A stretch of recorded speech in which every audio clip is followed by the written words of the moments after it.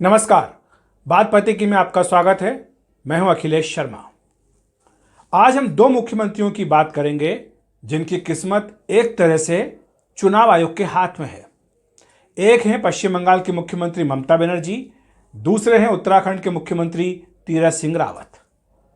इन दोनों की किस्मत चुनाव आयोग के हाथ में क्यों है, इसके पीछे हमारे संविधान की, हमारे कानूनों की एक बड़ी भूमिका है। जो नियम है वो जाहिर सी बात है कि सबके लिए एक जैसे होते हैं और इसीलिए नियमों के दायरे में रहकर ही वो चाहे कोई भी हो, मंत्री हो, मुख्यमंत्री हो, सांसद हो, विधायक हो, उन्हें उसी दायरे में रहकर काम करना होता है। तो क्या कहीं काम करते करते कहीं कोई ऐसी चूक हो जाती है जिसके चलते उनकी कुर्सी पर ही संकट आ जाता है? क्या पश्चिम बंगाल, उत्तराखंड जैसे राज्य संवैधानिक संकट का सामना कर सकते हैं? ये सवाल आज प्रमुखता से पूछा जा रहा है। हम सबसे पहले बात करते हैं तीरथ सिंह रावत की, जो कि उत्तराखंड के मुख्यमंत्री हैं। आप सब जानते हैं कि त्रिवेंद्र सिंह रावत को हटाकर इस साल मार्च में बीजेपी ने तीरथ सिंह रावत को उत्तराखंड का मुख्यमंत्री बनाया था। तीरथ सिंह रावत लोकसभा के सांसद भी हैं। मुख्यमंत्री बनने के बाद वो कई बार दिल्ली आ चुके हैं, लेकिन अभी तक उन्होंने लोकसभा अध्यक्ष से मिलकर लोकसभा से अपना त्यागपत्र नहीं दिया है। और चूंकि आप लोकसभा के पद से त्यागपत्र नहीं दे रहे हैं, मुख्यमंत्री आप हैं, तो ऐसे में कई सारे सवाल खड़े होते हैं। हालांकि संवैधानिक तौर पर, कानूनी तौर पर कोई रोक नहीं है कि आपको इस्तीफा देना ही होगा, लेकिन उन्होंने अभी तक इस्तीफा नहीं दिया है।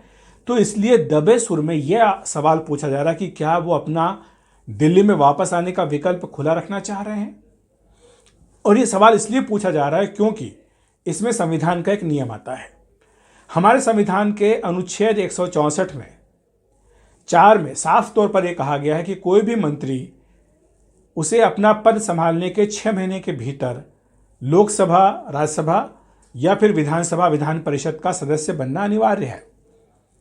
अब जाहिर सी बात है कि कोई मंत्री बनता है उसके बाद ही वो मुख्यमंत्री बनता है। मुख्यमंत्री मंत्री ही होता है।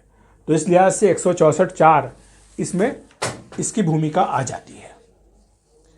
अब तीरथ सिंह रावत, जो कि मार्च 2021 में मुख्यमंत्री बने हैं उत्तराखंड के, उन्हें 10 सितंबर 2021 तक उत्तराखंड विधानसभा का सदस्य बनना अनिवार्य है। अगर वो नहीं बनते हैं तो फिर उन्हें इस्तीफा देना पड़ेगा। राज्य में संवैधानिक संकट खड़ा हो सकता है। कांग्रेस पार्टी ने इसे मुद्दा बना दिया है। कांग्रेस पार्टी कह रही है कि अब कुछ ही महीने का वक्त बचा है तीरथ सिंह रावत के पास, उन्हें विधायक बनना ही होगा, नहीं तो वो इस्तीफा दें और बीजेपी किसी दूसरे को मुख्यमंत्री बनाए। क्या बीजेपी ऐसा करेगी? बीजेपी ने फिलहाल इस बारे में कोई फैसला नहीं किया है, लेकिन जो वस्तु स्थिति है पहले वो समझ लेते हैं। 10 सितंबर 2021 तक तीरथ सिंह रावत को उत्तराखंड विधानसभा का सदस्य बनना है। अब इसमें आपको एक चीज बता दें कि चूंकि 6 महीने का वक्त होता है, इसलिए उनको 10 सितंबर तक का वक्त दिया गया है।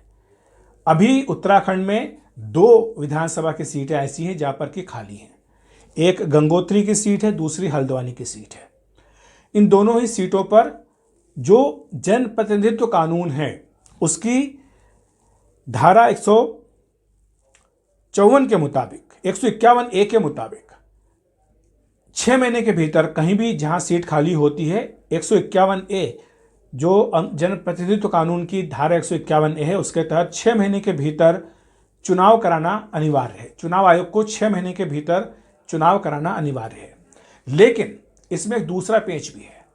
पेच ये है कि अगर विधानसभा का, अगर लोकसभा का कार्यकाल 1 साल से कम बचा हो तो फिर ऐसे में उपचुनाव कराना जरूरी नहीं है।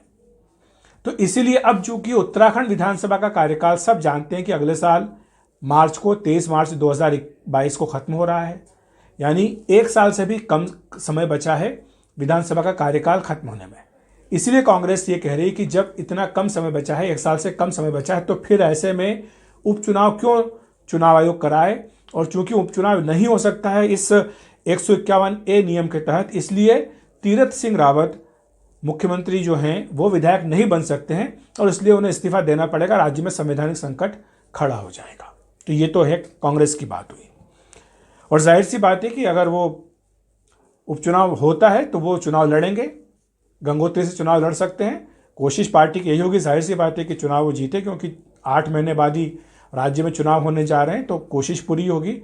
अगर वो जीत जाते हैं, उपचुनाव होते हैं, अगर वो चुनाव जीतते हैं तो मुख्यमंत्री बने रहेंगे, इसमें कहीं कोई शक की बात नहीं है। लेकिन क्या उपचुनाव होगा? कांग्रेस पार्टी ये सवाल पूछ रही है कि क्या उपचुनाव होगा, क्योंकि नियम ये कहता है 151 के तहत कि अगर 1 साल से कम का समय बचा है तो उसमें चुनाव कराना जरूरी नहीं है चुनाव आयोग के सामने। अब कुछ दूसरी बातें हैं वो समझ लेते हैं। जो आज उत्तराखंड में हो रहा है यही तकरीबन वैसा का वैसा ही महाराष्ट्र में हुआ था। महाराष्ट्र में क्या हुआ था? उद्धव ठाकरे 28 नवंबर 2019 को मुख्यमंत्री बने थे। तब वो ना विधानसभा के ना विधान परिषद के सदस्य थे। उस समय उन्हें 28 मई तक यानी 6 महीने के भीतर विधायक बनना या एमएलसी बनना जरूरी था। अब ये सोच करके काम किया गया था इस रणनीति पर महाविकास अघाड़ी की ओर से कि 9 जो चुनाव थे एमएलसी के वो होने जा रहे थे। लेकिन उसी वक्त हम सब जानते हैं कि कोरोना की पहली लहर आई थी, पूरे देश में लॉकडाउन लगा दिया गया था। तो चुनाव आयोग ने कहा, हाथ खड़े कर दिए कि चूंकि इतने सारी पाबंदियां हैं, प्रतिबंध है, इसलिए हम 9 जो चुनाव होने एमएलसी के वो नहीं करा पाएंगे। तो चुनाव आयोग ने वो चुनाव टाल दिए थे। उसके बाद कैबिनेट की बैठक हुई। राज्यपाल के पास अधिकार होता है 12 सदस्यों को नामांकित करने का, मनोनीत करने का। उसमें 2 सीटें खाली थी। कैबिनेट ने कहा कि आप इस पर मनोनयन कर दीजिए उद्धव ठाकरे का। राज्यपाल ने उस पर कोई फैसला नहीं किया। धीरे धीरे घड़ी की जो सुइयां हैं वो आगे बढ़ रही थी और इसी तरह से धक ही बढ़ रही थी एमबीए वालों की कि क्या होगा, क्या संवैधानिक संकट तो खड़ा नहीं हो जाएगा। फिर इसी बीच उद्धव ठाकरे ने प्रधानमंत्री नरेंद्र मोदी को फ़ोन किया।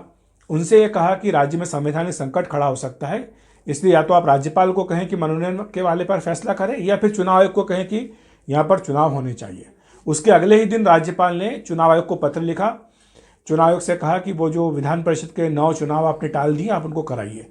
उसके तुरंत बाद चुनाव आयोग ने अधिसूचना जारी कर दी और कुछ ही दिनों बाद उद्धव ठाकरे समेत बाकी लोग जो निर्विरोध निर्वाचित हो गए और इस तरह से संवैधानिक संकट जो था वो महाराष्ट्र का टल गया। तो इसीलिए अब कहा जा रहा है कि क्या उत्तराखंड में भी यही होगा? क्या चुनाव आयोग ये करेगा कि 151A की जो बात है कि आपको अगर 1 साल से कम का कार्यकाल है तो चुनाव नहीं कराना है, इस फैसले को, इस प्रावधान को अलग रखेगा? इस पर जानकार क्या कहते हैं? जानकार ये कहते हैं कि ये कोई पत्थर की लकीर नहीं है। ये चुनाव आयोग पर निर्भर करता है कि अगर उसको लगता है कि संवैधानिक संकट खड़ा हो सकता है तो वो चुनाव करा सकता है। ये जानकार की ओर से कहा गया है। तो इसलिए ये जरूर राहत की बात है तीरथ सिंह रावत के लिए, जानकारों के हिसाब से, कि वहां चुनाव हो सकते हैं अगर चुनाव आयोग चाहे तो। यानी गेंद जो है वो चुनाव आयोग के पाले में है। हालांकि मैं आपको बता दूं कि ऐसा पहले भी हो चुका है कि जब 1 साल से कम का कार्यकाल था और उपचुनाव कराए गए। गिरधर गमांग को आप सब जानते होंगे, जिनके 1 वोट के कारण अटल बिहारी वाजपेयी की सरकार गिरी थी।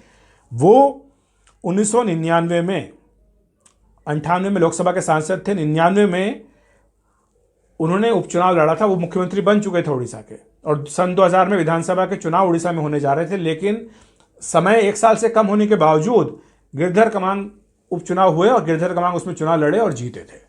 तो ये गमांग उसमें एक अपवाद है। ऐसे कई अपवाद हैं जिसमें कि 1 साल के नियम में ढील दी गई। तो ऐसा उत्तराखंड में भी हो सकता है, ये जानकारों का कहना है। अब हम बात कर लेते हैं ममता बनर्जी की कि उनके साथ क्या दिक्कत है। उनके साथ दिक्कत ये कि वो मुख्यमंत्री बन गई लेकिन अपना नंदीग्राम से चुनाव हार गई थी। तो वो इस वक्त विधानसभा की सदस्य नहीं है। और जाहिर सी बात है कि जो 164(4) तीरथ सिंह रावत पर लागू होता है वही उन पर लागू होता है कि 6 महीने के भीतर आपको विधानसभा का सदस्य बनना है। उनके लिए भवानीपुर, जो कि उनकी पुरानी सीट है, वहाँ से उनके पार्टी के सोहनदेव भट्टाचार्य जीते थे, वो इस्तीफा दे चुके हैं, ये कहते हुए कि यहाँ से ममता बनर्जी दोबारा चुनाव लड़ेगी। तो ये तो हो गई उनकी समस्या, कोई है नहीं, सीट खाली है, चुनाव जब भी होंगे तो लड़ सकती हैं। इसके अलावा शमशेरगंज है और जहांगीरपुर है, वहाँ पर भी उपचुनाव होने। 3 सीटें हैं जहाँ पर कि वो किसी से भी लड़ करके चुनाव जीत करके आ सकती हैं। ये उनके सामने दिक्कत नहीं है। लेकिन दिक्कत कहाँ है? दिक्कत यह है कि जब 5 राज्यों के चुनाव हुए, पश्चिम बंगाल, तमिलनाडु, असम, केरल वगैरह के, तब चुनाव आयोग की जमकर निंदा हुई है, जमकर आलोचना हुई है। आपको मद्रास हाईकोर्ट की वो टिप्पणी याद होगी कि चुनाव आयोग को तो कत्ल के जुर्म में फांसी चढ़ा देना चाहिए, इस तरह की बात भी कह दी गई थी। तो ये चुनाव आयोग की ज़बरदस्त आलोचना हुई थी कि इतनी महामारी के बावजूद आपने चुनाव क्यों करा है। तो दूध का जला छाछ भी फूक फूक करके पीता है, हम सब जानते हैं। तो उसके तुरंत बाद तेलंगाना और आंध्र प्रदेश के विधान परिषद की 9 सीटों के चुनाव होने थे।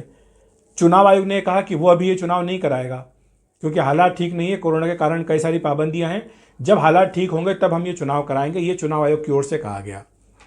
तो अब उत्तराखंड में जो कांग्रेस पार्टी वो ये कह रही कि अगर आंध्र प्रदेश और तेलंगाना के विधान परिषद के चुनाव नहीं हो सकते हैं कोरोना प्रोटोकॉल के चलते, तो फिर उत्तराखंड में उपचुनाव कैसे हो सकते हैं। लेकिन जैसा हमने कहा कि ये चुनाव आयोग पर निर्भर करता है कि वो चाहे तो चुनाव करवा सकता है। जो मुख्य चुनाव आयुक्त थे उन्होंने ये कहा है कि अगले साल जो 5 राज्यों के चुनाव है, इसमें कि उत्तर प्रदेश भी शामिल है, वो समय पर ही होगा, उसमें कराने में कहीं कोई दिक्कत नहीं है। चुनाव आयोग का यह कहना है कि उन्हें अब काफ़ी अनुभव हो गया है कि वो कोरोना के बीच में भी चुनाव करा सकते हैं। इसकी शुरुआत बिहार से हुई थी और इस साल भी उन्होंने चुनाव करा लिए, तो उन्हें अनुभव है कि तमाम सावधानियों को, एहतियात को बरतते हुए किस तरह से चुनाव कराने हैं। तो इसलिए पश्चिम बंगाल में भी ये उपचुनाव हो सकते हैं। हालांकि ममता बनर्जी के पास नवंबर तक का वक्त है, यहाँ तीरथ सिंह रावत के पास सितंबर तक का है, तो ममता बनर्जी के पास नवंबर तक का वक्त है। तो ममता बनर्जी के पास समय की कोई कमी नहीं है।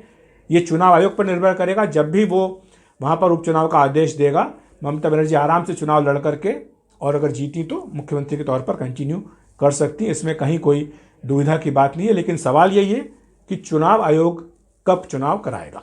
तो इस तरह से चाहे तीरथ सिंह रावत हो, चाहे ममता बनर्जी हो, चाहे पश्चिम बंगाल हो, चाहे उत्तराखंड हो, इन दोनों ही राज्यों में संवैधानिक संकट न आए, इस बारे में अब चुनाव आयोग क्या करता है, उसका अगला कदम क्या होगा, इस पर सबकी नजरें लगी रहेंगी। बात पते की में इतना ही। देखते रहिए NDTV इंडिया।